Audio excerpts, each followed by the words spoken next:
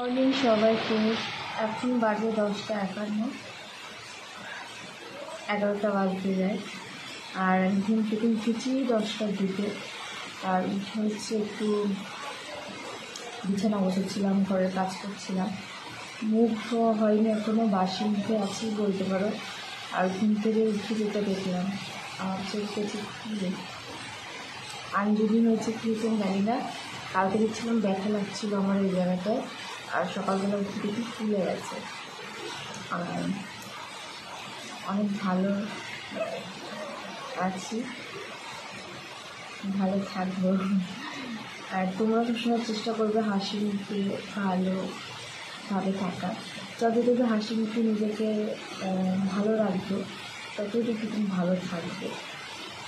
B positive সবসময়, এইসব চিন্তা বাদ দাও, ভালো থাকে। আর বাইরে হচ্ছে বৃষ্টি, খুবই ভালো লাগছে। সকাল যখন আমার ঘুম হয়ে গেছে তখন থেকে দেখছি প্রচণ্ড জোরে বৃষ্টি হচ্ছিলো। এখন তাও কমাচ্ছে, বাট ভালো জোরেই বৃষ্টি হচ্ছে। আর আজকে হচ্ছে সানডে, ছুটির দিন, কোনো কাজ নেই, তো একটু রেস্ট নেব। আর আমি মিষ্টি বানিয়েছিলাম, আমি জানি না কেন শক্ত হয়ে গেছে একটু হালকা। মেবি আমি ওটা ময়দা দেওয়ার ফলে হয়েছে। রুটি দিয়ে বানিয়েছিলাম, স্লাইস দিয়ে রুটি সন্দেহ রেখে, বাট ময়দাটা না দিলে আমার মনে নরমই থাকতো। তো সেদিনবার আমি চেষ্টা করবো আরও ভালো কিছু বানানো। আর ওই জন্য আমি দেখাইনি কীভাবে বানিয়েছি, কারণ শক্ত হয়ে গেছে। আমি নিজের ফল যে বিষয়ে দেখি কী করবো বলো, তোমরা তো ভুলে শিখতে পারবে। সেদিন আমি পারফেক্ট বানাবো, তারপরে সেই রেসিপিটা ভালো হলো, পরের রেসিপি তোমাদেরকে দিয়ে দেবো কীভাবে ঘরে মিষ্টি বানানো যায়। এইটা হচ্ছে আমার কলগেট ব্রাশ, আর এটা হচ্ছে হিমালয়ের, ভালো, খারাপ না।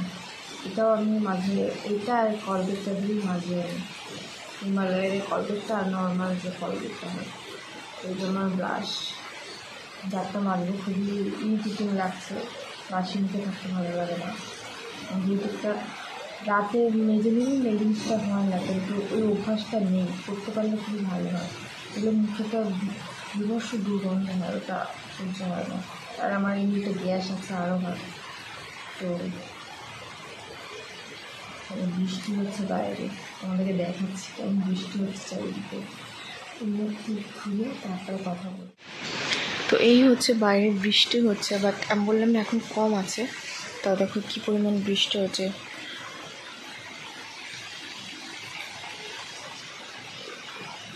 বেশ ভালোই জোরে বৃষ্টি হচ্ছিলো। বাগানটা দেখলে বুঝতে পারবে, দেখেছো জল জমে গেছে মাঝখানে। আমার গাছগুলো কি সুন্দর সতেজ হয়ে গেছে বৃষ্টির জলে।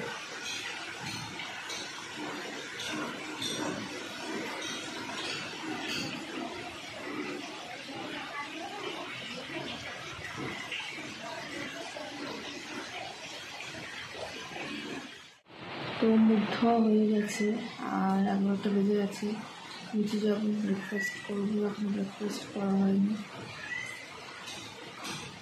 তো আমার একটা চিন্তা বলে অযথা আর একজনটার সাথে জুটেছি, তার জন্য করতে হবে, যেহেতু সে আছে বাড়িতে। আমি কী করবো, আমরা নাচে থাকলে তাকে তো নাচে থাকা যায় না, নতুন মেহমান তাকে দিতেই হবে। তো চলো নিচে যাই, কিছু বানিয়ে দিতে হবে, নাহলে। তো ব্রেকফাস্ট করে পরে কথা হবে। তো আগের দিনের ভিডিওটা আমি কন্টিনিউ করতে পারিনি, তো ওই কারণে। তো এখন বাজে হচ্ছে 11:30, আর আমি শুয়েছিলাম, শুয়ে তো ছাদে চলে এসছি। আর যেই চলে এসছি সেই বৃষ্টি পড়ছে। এতক্ষণ বৃষ্টি পড়ছিল না, ঠিক ছিল ওয়েদার। যেই চলে এসছি সেই বৃষ্টি পড়ছে। কেমন রাগ ধরে, আমার খুব রাগ ধরে। ছাদে আমি যখন এমনি সময় আসি নয়, সেই সময় রোদ থাকবে, আর বৃষ্টির সময় আসলে বৃষ্টি পড়া শুরু হয়ে যাবে। তো তোমাদেরকে দেখায় কেমন অবস্থা চারিদিকে। আর না, শ্যাওলা জমেছে, মানে পিছল খেয়ে পড়ার মতো একটা অবস্থা। ছাদে একটু উল্টোপাল্টা হয়ে গেলে না, পা একদম দাম করে পড়ে হচ্ছে, হাত পা ভাঙার একটা উপক্রম তৈরি হয়েছে। আর দেখেছো কীভাবে বিদ্যুৎ চমকাচ্ছে, মনে হচ্ছে আকাশে কীরকম আওয়াজ হচ্ছে। তো আর আমার এটা না প্রচণ্ড ভয় লাগে। আবার কমে গেছে বৃষ্টি, আর এই ওয়েদারটা না আমার এত ভালো লাগে বলে বোঝানোর মতো না। আর এই সময়টা না বাড়ি বসে থাকতে খুবই ভালো লাগে, ভালো ভালো রান্না গল্প এগুলোই ভালো লাগে। এছাড়া এই সময় বাইরে বেরোতে ভালো লাগে না, বাইরে বেরোলো না চারিদিকে কাদা প্যাচ প্যাচ, ও মাই গড কেমন একটা লাগে, আমার খুব গা। এই হচ্ছে দেখো কীরকম মানে হচ্ছে শ্যাওলা জমেছে এই সাইডটায়, গিয়ে আমি পা দিয়ে দেখো টেনে দেখাচ্ছি যদি পড়ে যায়। এই দেখো দেখেছো কেমন শ্যাওলা, এরকম এই সাইডটা পুরো হয়ে রয়েছে। এই যে আর দেখো বৃষ্টি পড়ছে, আকাশটা কিন্তু দারুণ লাগছে, বাট বৃষ্টি চলে এসছে আর আমার মাথাটাতেই বৃষ্টি পড়ছে। আমি দেখো বোঝা যাচ্ছে না, বাট বৃষ্টি পড়ছে। ও মাই গড,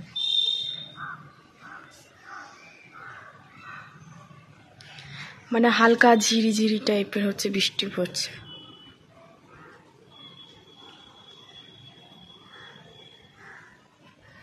দেখেছো ঝিরিঝিরি ঝিরিঝিরি বৃষ্টি পড়ছে। তো ভাবলাম একটু ছাদে এসে হাওয়া খাবো, সে সুযোগ আর হলো না, কপালে নেই। কেন আমাকে দেখলে রোদ বৃষ্টি মনে খুব আসতে ইচ্ছা করে, আমি জানি না, এটাই হবে রিজন। আর আমার গলায় দেখেছো কালো স্পট পড়ে গেছে, ময়লা জমেছে।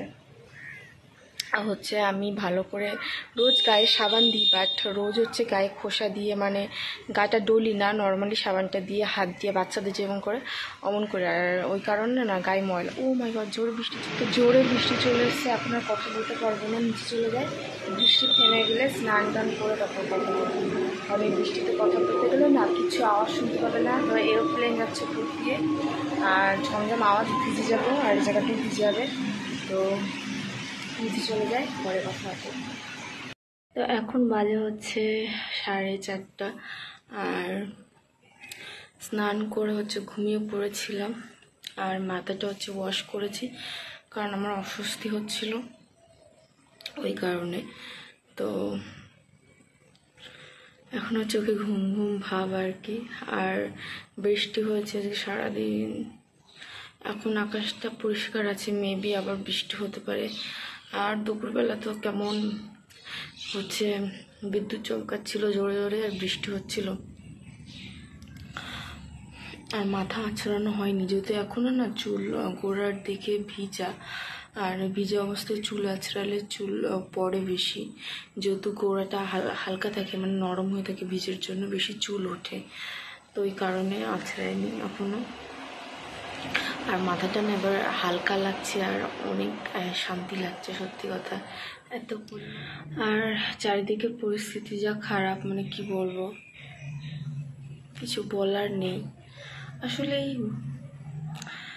মানে কি যে হচ্ছে চারিদিকে, কি হবে ফিউচার,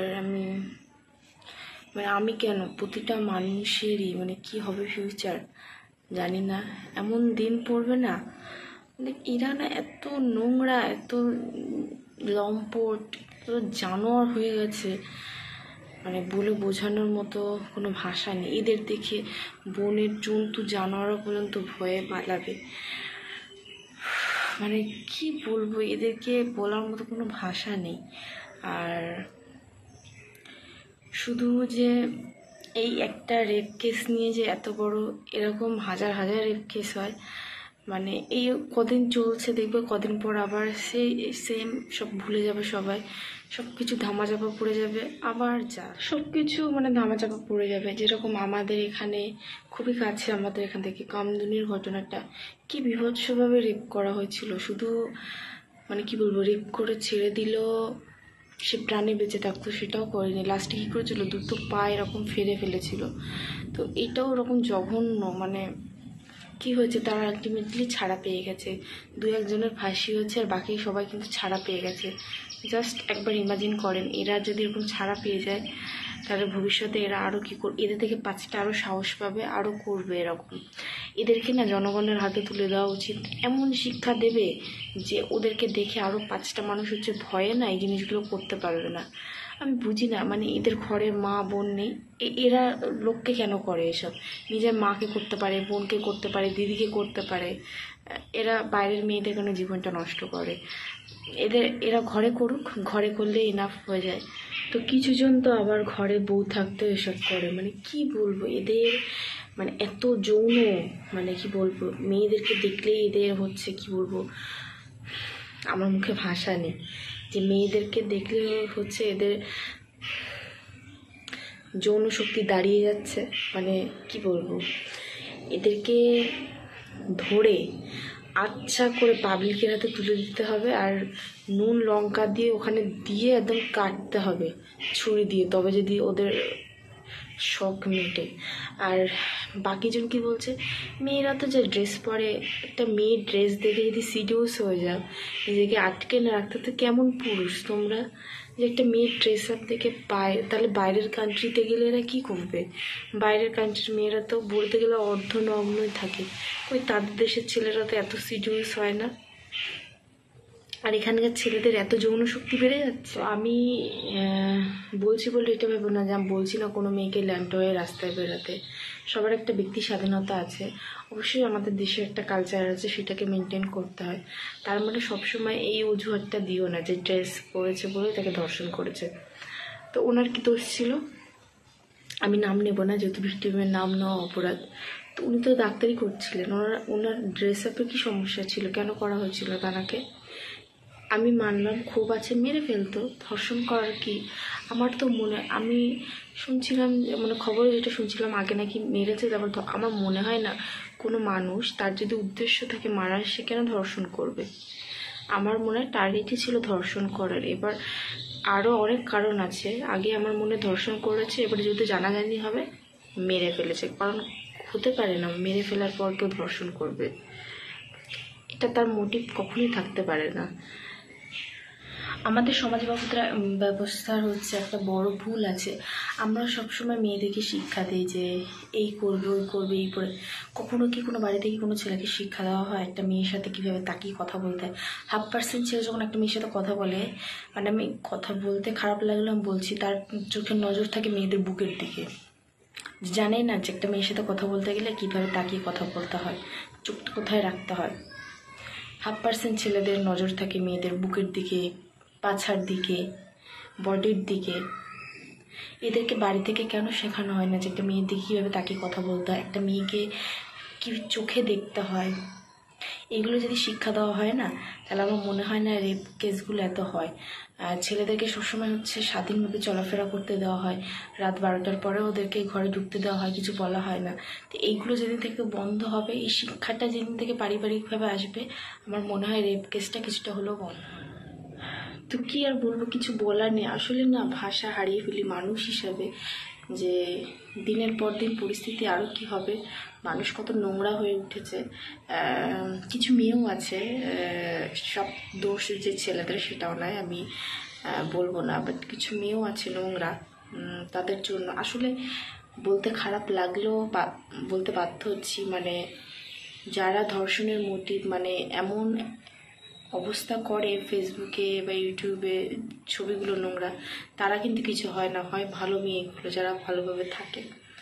তো কিছু বলার নেই। আর একটা কথা, সবসময় ড্রেস আপ দিয়ে হচ্ছে ড্রেসের কারণে ধর্ষণ হয়েছে এটা দিয়ে বিচার করবে না, কারণ তাহলে বাইরের দেশে মেয়েরা বেশি করে ধর্ষণ হতো, ওদের দেশের ড্রেস আপ যা। তো আজকের ভিডিওটা পর্যন্ত ভালো লাগলে লাইক করো, নতুন চ্যানেলটিকে সাবস্ক্রাইব করো। চলো টাটা, বাই বাই, দেখাবে নেক্সট কোনো ব্লগে। আল্লাহ হাফিজ।